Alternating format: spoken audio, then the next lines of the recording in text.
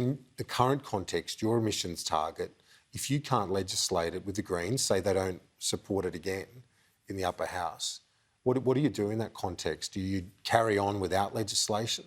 Well, I hope that they've learned from that earlier period, and I'm not here to kind of, engage in the history wars about that period. I think that mistake is self-evident. We've had now a decade now of climate inaction because of that decision, and so I hope they've learned from that respectfully.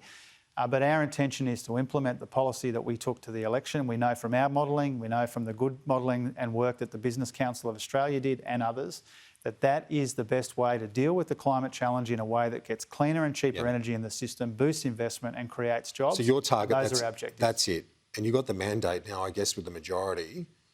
If they don't cop it, you crack on with that, target. We intend to implement our target and our policy. Chris Bowen has made that clear, Anthony Albanese and myself since the election.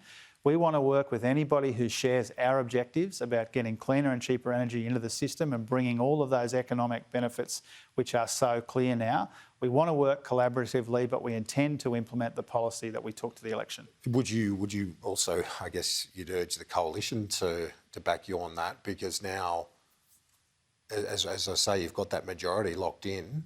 Do you think there's a chance that mandate might be respected? Well, I hope so, but to be blunt about it, Kieran, I think Peter Dutton is just a different kind of bulldozer. He's a different bulldozer with a different coat of paint.